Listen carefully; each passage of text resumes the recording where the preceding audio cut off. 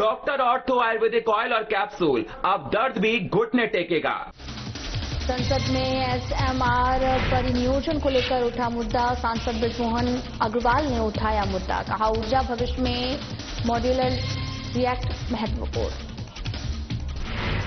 Power lifting championship जीतकर लौटे खिलाड़ियों ने राज्यपाल रमेन डेका से की भेंट। राज्यपाल ने सभी खिलाड़ियों को किया सम्मानित।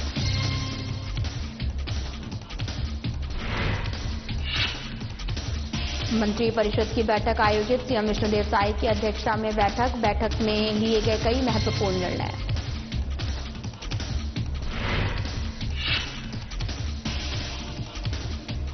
अमर शहीद वीर नारायण सिंह की पुण्यतिथि। सीएम ने प्रतिमा पर पुष्प अर्पित कर दी श्रद्धांजलि। मंत्री राम विचार नेताम रहे मौके पर मौजूद। नक्सलियों का आत्मसमर्पण का सिलसिला जारी। 11 नक्सलियों ने किया आत्मसमर्पण। नक्सलियों पर 82 लाख रुपए का था इनाम।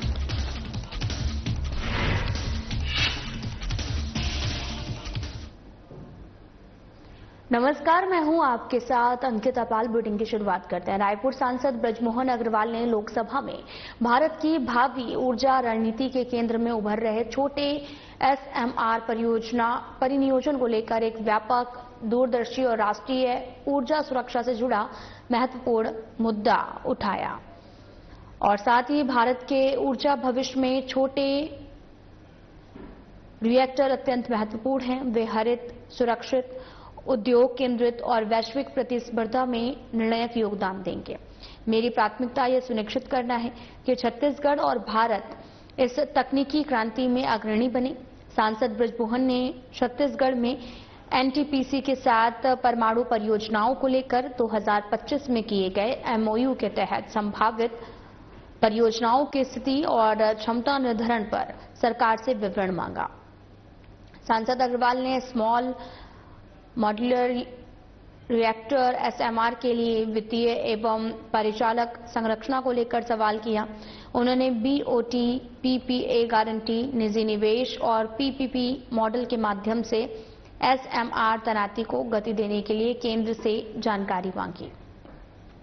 एसएमआर के लिए भारतीय उद्योगों के लिए स्थानीयकरण लक्ष्य, भारी फोर्जिंग से लेकर रिएक्टर, प्रेशर वेसल और तक, साथ ही घरेलू विनिर्माण क्षमताओं पर सवाल किया है।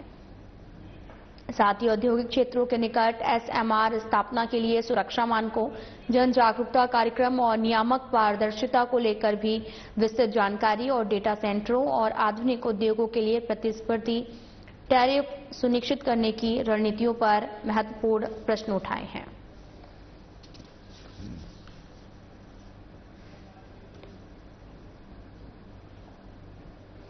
तो वहीं श्रीलंका में हाल ही में आयोजित विश्व स्तरीय पावर लिफ्टिंग चैंपियनशिप 2025 में मेडल जीतकर लौटे छत्तीसगढ़ के खिलाड़ियों ने लोक भवन में राज्यपाल रमेन डेका से भेंट की है।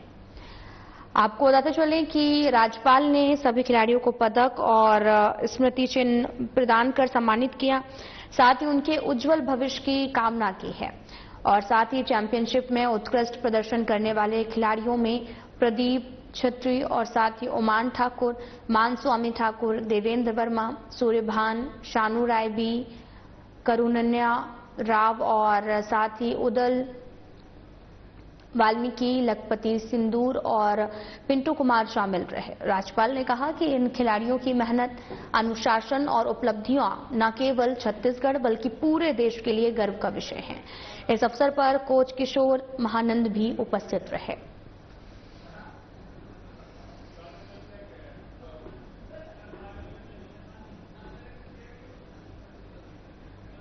तो वहीं मुख्यमंत्री विष्णुदेव साय की अध्यक्षता में सिविल लाइन स्थित मुख्यमंत्री निवास में कैबिनेट बैठक हुई है। इस बैठक में कई महत्वपूर्ण फैसले लिए गए हैं। साथ ही आपको बताते चलें कि सरकार ने फैसला किया कि जो नक्सली आत्मसमर्पण कर चुके हैं उनके खिलाफ दर्ज पुराने मामलों की दोबारा जांच की जाएगी। जिन मामलों को कोर्ट से वापस लेना होगा उनके लिए कैबिनेट की एक उप समिति बनाई जाएगी और यह समिति जांच पूरी होने के बाद अपनी रिपोर्ट कैबिनेट को देगी और साथ ही ये निर्णय छत्तीसगढ़ नक्सलवादी आत्मसमर्पण और पीड़ित राहत पुनर्वास नीति 2025 के तहत किया गया है। इसी नीति में कहा गया कि आत्मसमर्पित नक्सलियों के अच्छे व्यवहार, नक्सलवाद खत्म करने में दिए गए सहयोग को देखते हुए उनके मामलों की समीक्षा की जा सकती है। मामलों की जांच और वापसी की प्रक्रिया के लिए जिला स्तर पर एक समिति भी बनाई जाएगी। ये समिति संबंधित नक्सलियों के सभी आपराधिक मामलों की रिपोर्ट पुलिस मुख्यालय को भेजेगी। पुलिस मुख्यालय अपनी राय जोड़कर यह प्रस्ताव सरकार को देगा।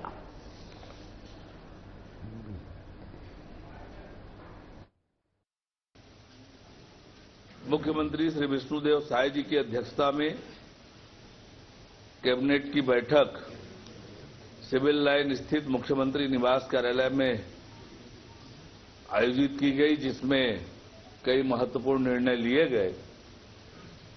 महत्वपूर्ण निर्णयों में मंत्रिपरिषद ने आत्मसमर्पित नक्सलियों के विरुद्ध पंजीबद्ध आपराधिक प्रकरणों के निराकरण, वापसी संबंधी प्रक्रिया को अनुमोदित किया गया।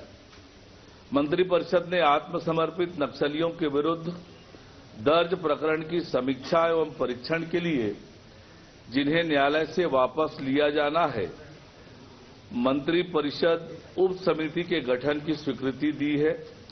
यह समिति प्रकरणों के परीक्षण के उपरांत प्रकरणों को मंत्रिपरिषद के समक्ष प्रस्तुत करेगी। यह निर्णय छत्तीसगढ़ शासन द्वारा जारी छत्तीसगढ़ नक्सलवादी आत्मसमर्पण पीड़ित राहत पुनर्वास नीति 2025 के प्रावधानों के अनुरूप है, जिसके अंतर्गत आत्मसमर्पित नक्सलियों के अच्छे आचरण और नक्सलवाद उन्मूलन में दिए गए योगदान को ध्यान में रखकर उनके विरुद्ध दर्ज प्रकरणों के निराकरण पर विचार का प्रावधान है। आत्मसमर्पित नक्सलियों के प्रकरण वापसी की प्रक्रिया के लिए जिला स्तरीय समिति के गठन का प्रावधान किया गया है।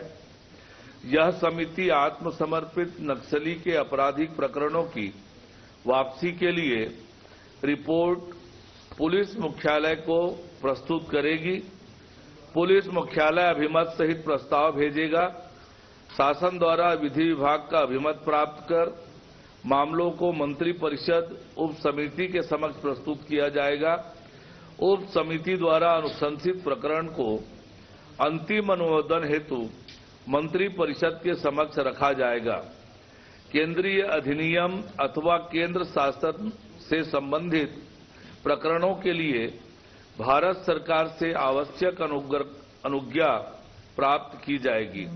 अन्य प्रकरणों को न्यायालय में लोक अभियोजन अधिकारी के माध्यम से वापसी की प्रक्रिया हेतु जिला दंडाधिकारी को प्रेषित किया जाए।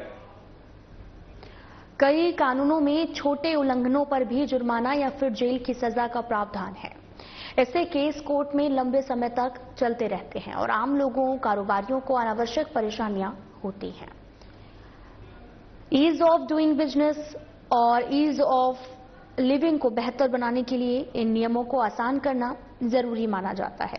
इससे पहले राज्य सरकार ने 8 अधिनियमों के तहत 163 प्रावधानों में बदलाव करके छत्तीसगढ़ जन विश्वास प्रावधानों में संशोधन अधिनियम 2025 लागू किया था। अब सरकार 11 विभागों के 14 अधिनियमों के 116 प्रावधानों को सरल और ज्यादा प्रभावी बनाने के लिए नया विधेयक ला रही है। इस विधेयक में छोटे और ज्यादा प्रभावी बनाने के लिए नया विधेयक ला रही है। इस विधेयक में छोटे उल्लंघनों पर सीधे प्रशासनिक जुर्माना लगाने का प्रावधान है। इससे मामलों का जल्द समाधान हो सकेगा, अदालतों का बोझ कम होगा और लोगों को तेजी से राहत मिलेगी। इसके अलावा कई कानूनों में जुर्माने की राशि सालों में बदली गई है, जिससे कार्रवाई कमजोर पड़ जाती है। नए कानून में कमी भी पूरी हो जाएगी।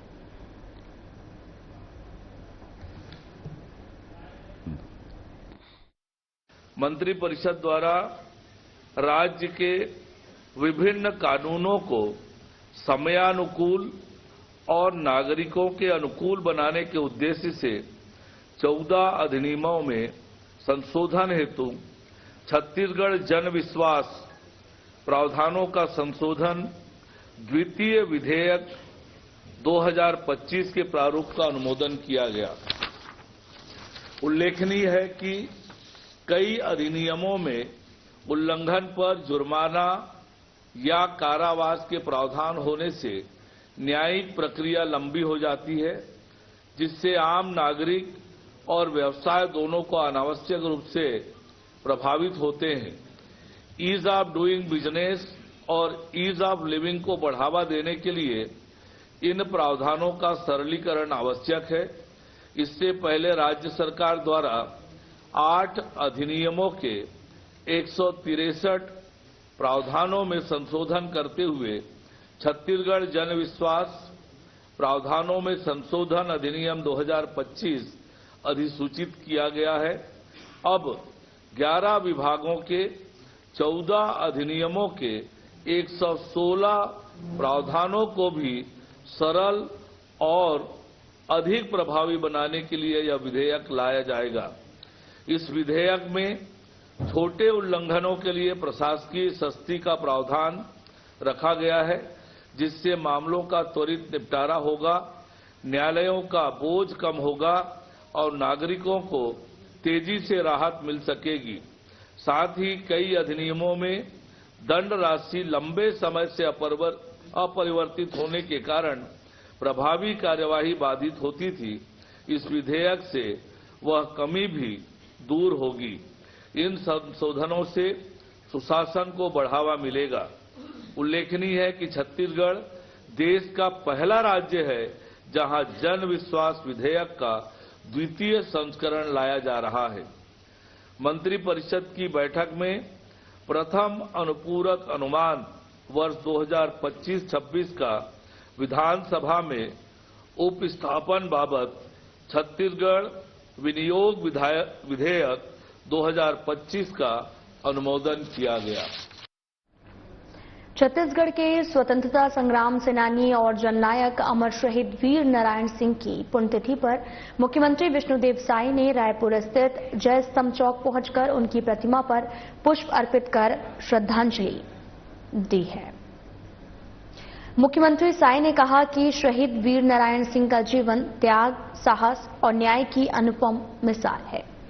अंग्रेजी शासन के अन्याय और अत्याचार के विरुद्ध शहीद वीर नारायण सिंह ने जिस आदम्य साहस के साथ संघर्ष किया, वह छत्तीसगढ़ की गौरवमयी विरासत का स्वर्णिम अध्याय है।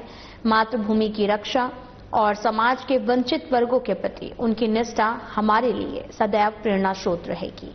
इस अवसर पर आदिम जाति कल्याण मंत्री रामविचार नेताम, वन मंत्री केदार कश्यप, विधायक पुरंदर मिश्रा और अन्य जनप्रतिनिधि उपस्थित रहे।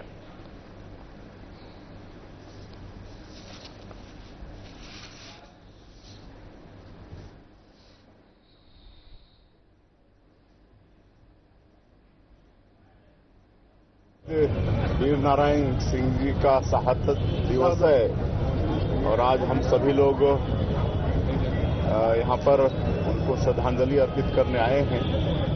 हमारे प्रदेश के वरिष्ठ मंत्री श्री रामविचार नेताम जी, श्री केदार कश्यप जी, हमारे एसटी आयोग के चेयरमैन रूप सिंह मंडावी जी, सलाम जी, हमारे विकास मरकाम जी, वन विकास निगम के अध्यक्ष और सभी हमारे संगठन के लोग, विधायक पुरंदर मिश्रा जी, सभी लोग श्रद्धांजलि अर्पित किए हैं।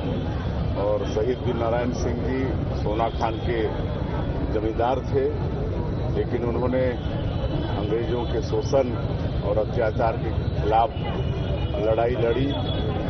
अकाल पड़ने पर सरकार, अंग्रेजी हुकूमत के गोदाम में भारी अनाज था, फिर भी लोग भूख से मर रहे थे और उनसे देखा नहीं गया और उन्होंने वहां से निकालकर लोगों में अनाज को बांट दिया था और अंग्रेजों ने उनके ऊपर देशद्रोह का मुकदमा चलाया और आज ही के दिन रायपुर के शहीद जय स्तंभ चौक में मतलब उनको फांसी की सजा दे दी थी। तो आज उनको नमन करते हैं, श्रद्धांजलि अर्पित करते हैं और उनके बताए मार्ग पर हम सब लोग चलेंगे। छत्तीसगढ़ और महाराष्ट्र सीमावर्ती जिला गढ़चिरौली में नक्सलियों का आत्मसमर्पण का सिलसिला लगातार जारी है। एक बार फिर से नक्सलियों को बड़ा झटका लगा है, जहां पर गढ़चिरौली में 11 नक्सलियों ने आत्मसमर्पण किया है। आत्मसमर्पित नक्सलियों पर कुल 82 लाख रुपए का इनाम था। डीजी रश्मि शुक्ला के समक्ष 11 नक्सलियों ने आत्मसमर्पण किया। समर्पण के दौरान 4 हथियार भी साथ लाए हैं।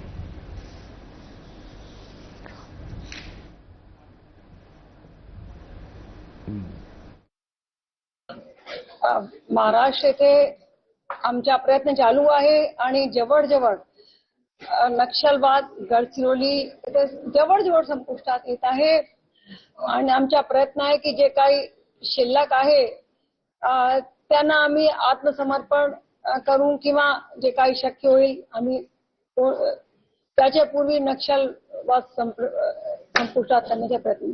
कारण तुम्ही अत्यंत कठीण परिस्थितीचा काळ गडचिरोलीचा बघितला आहे। तुमच्याकडे गुप्तचर म्हणजे एसआयडीची सूत्र होती, त्या काळापासून तुम्ही गडचिरोली बघत आलात।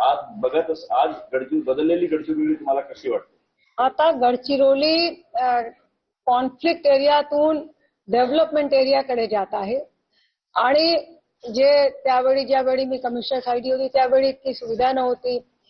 जे फॉर आर्म्ड आउटपोस्ट आहे फुलनार, बिनागुंडा, नेलगुंडा, फक्त नाम होता, पोस्ट नव्हती। आता प्रत्येक ठिकाणी आर्म्ड आउटपोस्ट सुरू झाली आहे। म्हणजे गडचिरोली पोलीस आहे, सीआरपीएफ, C60 हे प्रत्येक दुर्गम एरियामध्ये पोहोचले आहे आणि आपलं पण माहित आहे की शासनाकडून बस सेवा सुरू झाली आहे। याचा परिणाम लोकांवर चांगला झाला आहे आणि तिथे शिक्षण आणि त्यांच्या जे एसिम्युलेशन आहे ह्या मोठ्या प्रमाणात सुरू झाला। मॅडम, नक्षलवाद तर बऱ्यापैकी कंट्रोलमध्ये आलाय, संपल्यात जमा आहे। आता पुढचे पोलिसांसमोरचे चॅलेंजेस काय असतात? ते चॅलेंजेस दररोज नवीन येतात। तो आता सध्याच्या गडचिरोलीमध्ये इन्फ्रास्ट्रक्चर डेव्हलपमेंट प्रोजेक्ट यावर भर देणे गरजेचे आहे आणि ज्या नक्षलवाद्यांनी आत्मसमर्पण केलं आहे त्यांच्या रिहॅबिलिटेशन हे पण महत्वाचे आहे। मैडम, ये यहाँ नक्सलवाद लगभग खात्मे पर है, लेकिन इसकी शुरुआत जब भी 4-5 साल पहले वो कंफर्ट लेवल ग्रामीणों में आया, वो कब से शुरू हुआ? जब ग्रामीणों ने उनको कोऑपरेट करना बंद किया। देखिए, ये तो बहुत दिनों से है। गडचिरोली में गांवबंदी बहुत सालों से चल रही है और गांव वालों ने पुढ़ाकार लेके गांवबंदी शुरू करी।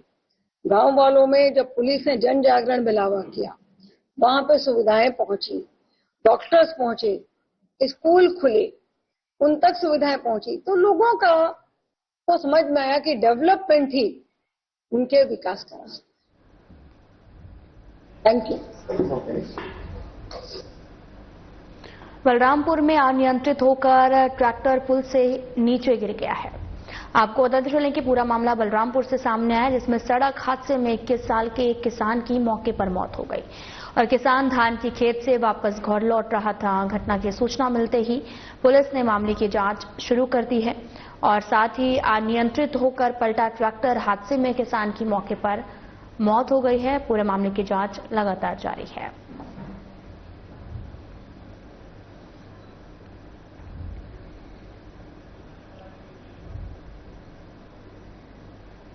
प्रदेश कांग्रेस अध्यक्ष दीपक बैज ने पत्रकारों से चर्चा करते हुए कहा कि सरकार की तरफ से एक प्रेस नोट जारी किया गया है और उसके बाद में वित्त मंत्री ओपी चौधरी ने प्रेस कॉन्फ्रेंस की प्रचारित किया गया कि सरकार ने गाइडलाइन की दरों में कमी कर दिया है, जबकि हकीकत यह है कि न सरकार के द्वारा जारी प्रेस नोट में और न ही वित्त मंत्री के प्रेस कॉन्फ्रेंस में दरों के कम करने की बात की गई। सरकार ने गाइडलाइन की दर जो कि 10 से 800% तक बढ़ाई गई, उसने कमी करने का कोई भी घोषणा नहीं किया। केवल बहुमंजिला इमारतों, फ्लैटों के तल जैसे किसानों के जमीनों को जो बेतहाशा रेट बढ़ाया है उसके बारे में कोई फैसला नहीं लिया है।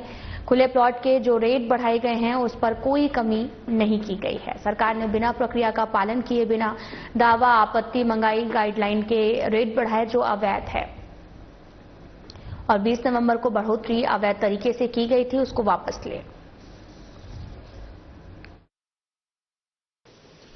कल सरकार की तरफ से एक प्रेस नोट आया कि जमीन की गाइडलाइन की दर को कम किया गया है और उसके बाद जिसने जमीन की गाइडलाइन की रेट को बढ़ाया, वित्त मंत्री ओपी चौधरी जी का भी प्रेस कॉन्फ्रेंस हुआ कि जमीन की गाइडलाइन की दर को प्रेस कॉन्फ्रेंस कर कम कर दिया गया है। कुल मिलाकर सरकार का प्रेस नोट, वित्त मंत्री ओपी चौधरी का प्रेस कॉन्फ्रेंस, दोनों पूरी तरह से छत्तीसगढ़ की जनता को इन्होंने झूठ बोले हैं और गुमराह किए हैं। असलियत यह है कि जो रेट कम किया गया है वो बिल्डिंग फ्लैट्स का रेट कम किया है, जो कि basement, ground floor, first floor, उसका रेट कम किया गया है, न कि जो ओपन जमीनों का, किसानों के जमीनों का, गरीब मजदूरों का जमीनों का, उनका रजिस्ट्री का गाइडलाइन का दर आज भी 10% से लेकर 800%, 1000% का बढ़ोतरी किया गया है। और जहां 12 लाख, 15 लाख का जमीन का रेट है, वहां रजिस्ट्री का रेट सीधा सीधा 80 लाख है। ये कैसा संभव है? मतलब सरकार को जिला मूल्यांकन समिति से उसको मूल्यांकन करना चाहिए, दावा आपत्ति करनी चाहिए, उसके बाद केंद्रीय समिति को इनको भेज देना चाहिए। इन्होंने अभी तक कुछ भी नहीं किया। बिना प्रक्रिया का पालन किए इन्होंने सीधा गाइडलाइन दर को बढ़ा दिया और आज उस प्रक्रिया का पालन करने के लिए दावा आपत्ति मंगाने की बात कर रहे हैं। ऐसा क्यों? जबकि आपको पूरी प्रक्रिया का पालन करते हुए गाइडलाइन दर में आपको जाना चाहिए। कुल मिलाकर जो प्रक्रिया का पालन किया गया है वो सीधा सीधा गलत है और जो गाइडलाइन दर इन्होंने कम करना बताया, छत्तीसगढ़ की जनता को गुमराह करने का काम किया गया है। ये सीधा सीधा झूठ बोलने का काम कर रहे। जो दर कम किया गया है वो कुछ चंद बिल्डरों को फायदा पहुंचाने के लिए, न कि प्रदेश की आम जनता, गरीब, किसान, मजदूर, मध्यम परिवार को इससे कोई लाभ मिलने वाला नहीं है। सीधा सीधा यह है कि जमीन की गाइडलाइन दर आज भी जो रेट पहले सरकार ने बढ़ाया वो रेट आज भी है। सिर्फ जनता को भ्रम फैलाकर, बड़े बड़े अखबारों में छपाकर भ्रम फैलाने का काम कर रहे हैं। चुनाव आयोग ने 12 राज्यों और केंद्र शासित प्रदेशों में चल रही स्पेशल इंटेंसिव रिवीजन यानी कि एसआईआर प्रक्रिया की समय सीमा 7 दिन और बढ़ा दी है।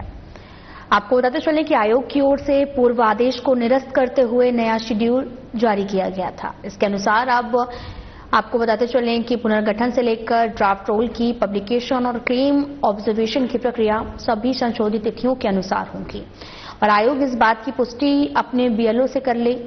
और अभी इतना एसआईआर पूरा हुआ है। कांग्रेस मांग करती है कि आयोग छत्तीसगढ़ में एसआईआर के काम को 3 महीना और बढ़ाए ताकि प्रदेश के इन सभी नागरिकों का एसआईआर काम पूरा हो सके।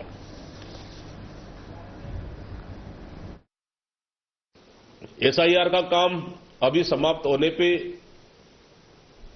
2 दिन शेष रह गए हैं और आज भी कई बीएलओ जो है ना कि एसआईआर से नाम जोड़ना, नाम कटना आज भी बाकी है, जो कि पूरे मतदाताओं का आज भी मूल्यांकन नहीं हो पाया है, सत्यापन नहीं हो पाया है। इसलिए चुनाव आयोग को फिर से हम कहते हैं, मांग करते हैं कि अभी चुनाव छत्तीसगढ़ में काफी दूर है, उन्हें 3 महीना आगे बढ़ाना चाहिए ताकि बीएलओ सभी मतदाताओं तक पहुंच सके और सभी मतदाताओं का परीक्षण कर सके।